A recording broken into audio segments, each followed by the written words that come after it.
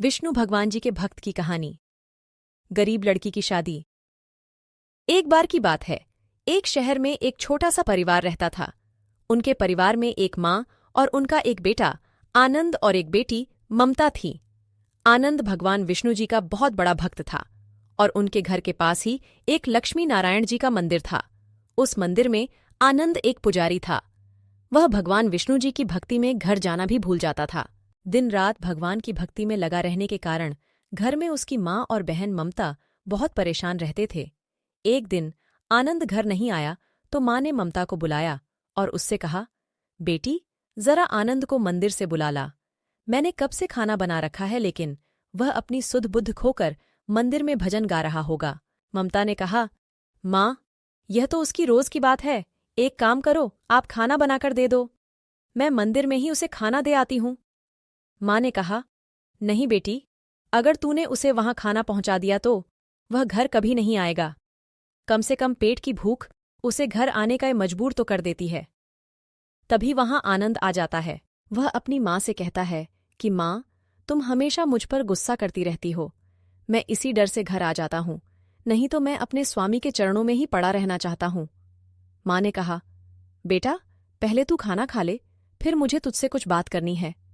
आनंद ने कहा, क्या बात है माँ, पहले बताओ, आप इतनी परेशान क्यों हो? माँ ने कहा, बेटा, अगर तेरे पिता होते तो मुझे चिंता नहीं थी, लेकिन अब तेरी बहन ममता का विवाह करना है और जो कुछ तू मंदिर से लाता है उसमें तो खाना पीना ही बड़ी मुश्किल से हो पाता है। आनंद ने कहा, माँ, तुम तो बेकार में ही चिंता करती हो। मेरे विष्णु भगवान जी अपने आप सब इंतजाम कर देंगे। समय आने पर सब ठीक हो जाएगा। माँ बोली, बेटा, तू बहुत सीधा है।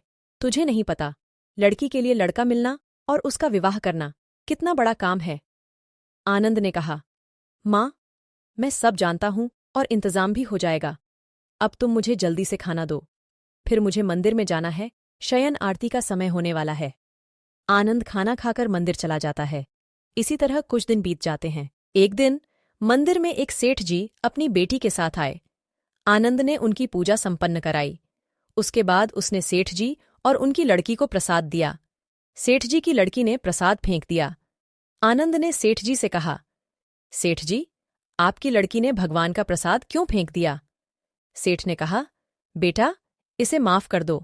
यह पहले भगवान को बहुत मानती थी और दिन रात उनकी पूजा करती थी, लेकिन अभी 2 साल पहले इसका भाई बीमारी से मर गया। जब से यह भगवान से नफरत करती है। मैं इसे बहुत समझाता हूं, लेकिन यह नहीं मानती। आनंद ने कहा, तो फिर सेठ जी, आप इसे मंदिर क्यों लाए हो? सेठ ने कहा, मैंने सोचा था कि मंदिर में आकर भगवान जी इस पर कृपा करेंगे तो यह ठीक हो जाएगी। आनंद ने कहा, सेठ जी, आप इसे हर दिन मंदिर लाया कीजिए। भगवान विष्णु जी की कृपा से यह ठीक हो जाएगी। अगले दिन से सेठ जी अपनी बेटी के साथ हर दिन मंदिर आने लगे, लेकिन मंदिर में उनकी बेटी उदास बैठी रहती थी। वह पूजा भी नहीं करती थी। एक दिन सेठ जी ने आनंद से कहा, बेटा, मैं चाहता हूं कि तुम मेरी बेटी से विवाह कर लो। तुम विष्णु भगवान जी के भक्त हो और तुम्हारे साथ रहकर एक दिन यह भी तुम्हारी तरह भगवान की भक्ति करने लगेगी। आनंद ने कहा, लेकिन सेठ जी, मेरी बहन विवाह योग्य है। मैं पहले उसका विवाह करूंगा, फिर अपने बारे में सोचूंगा। सेठ ने आनंद से कहा, उसकी तुम चिंता मत करो, मैं उसके विवाह के लिए तुम्हें पैसे दे दूंगा। एक साथ दोनों का विवाह हो जाएगा। आनंद अपनी माँ से इस बारे में बात करता है तो वह भी तैयार हो जाती है और एक अच्छा सा लड़का देखकर आनंद अपनी बहन का विवाह पक्का कर देता है। सेठ जी से पैसे लेकर आनंद विवाह की सारी तैयारी कर लेता है। विवाह के दिन सुबह सेठ जी आनंद के घर आते हैं और उससे कहते हैं कि आनंद, अब यह विवाह नहीं हो सकता। आनंद ने कहा, सेठ जी, यह आप क्या कह रहे हैं? मेरी बहन की बारात शाम को आने वाली है और आप मना कर रहे हैं। सेठ ने कहा, मेरी बेटी विवाह के लिए तैयार नहीं है। वह कह रही है, यदि आपने उस पुजारी से मेरा विवाह किया तो मैं अपनी जान दे दूंगी, और कह रही है कि वह सारा दिन भगवान का भजन करेगा।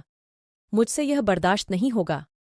आनंद ने कहा, सेठ जी, अभी आप मुझे अपनी बहन का विवाह कर लेने दीजिए।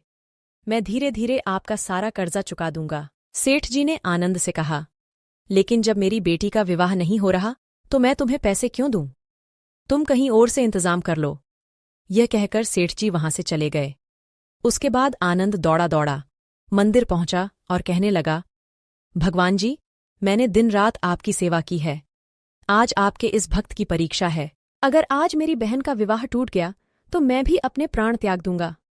कुछ देर बाद आनंद घर आया। उसने किसी तरह दावत का इंतजाम किया। पूरे गांव ने उसकी मदद की, लेकिन लड़के वालों को देने के लिए उसके पास पैसे और जेवर नहीं थे। तभी उसकी माँ वहां आ गई और आनंद से कहने लगी, बेटा, ये सेठ जी तो धोखा दे गए। अब क्या होगा? आनंद ने कहा, माँ, मेरे भगवान जी मुझे कभी धोखा नहीं दे सकते। कुछ न कुछ इंतजाम हो जाएगा। शाम के समय लड़के के पिता उनके घर आए। तब आनंद ने उनसे कहा, आइए, मैं अभी आपसे ही मिलने जा रहा था। पिता ने कहा, आनंद बेटा, मैं तो तुम्हें यह कहने आया था कि पैसों की इतनी जल्दी क्या थी और ये जेवर तुमने क्यों भिजवा दिए? ये तो बहू को पहनने थे। आनंद ने उनसे कहा, लेकिन यह सब आपको किसने पहुंचा दिए? पिता ने कहा, पता नहीं, एक सज्जन व्यक्ति आए थे। उन्होंने कहा, आनंद ने यह सामान भेजा है, और फिर वे यह सब सामान देकर चले गए। जब मैंने देखा तो इसमें रुपये और जेवर थे। मैं यह जेवर वापस लाया ताकि तुम अपनी बहन को पहना सको। यह सुनकर आनंद रोने लगा और कहने लगा कि मेरे प्रभु स्वयं मेरी बहन के विवाह में पहुंच गए। यह सब उनकी ही माया है। यह कहकर वह रोने लगा और फिर आनंद ने धूमधाम से अपनी बहन का विवाह किया। बहन के विदा होने से पहले वही सेठ जी आनंद के पास आए और उन्होंने कहा, बेटा, मुझे माफ कर दो। मैं अपनी बेटी के कारण स्वार्थी हो गया था, लेकिन जब से मेरी बेटी ने तुम्हारी रुपये और जेवर वाली बात सुनी है, तब से वह भी भगवान जी में विश्वास करने लगी है। मैं चाहता हूं इसी मंडप में तुम्हारा भी विवाह हो जाए। तब माँ ने कहा, बेटा, इनकी बात मान ले। ये भी एक लड़की के पिता हैं। इनकी परेशानी मैं समझ सकती हूं। भगवान विष्णु जी की कृपा से वहीं आनंद का विवाह भी संपन्न हो गया।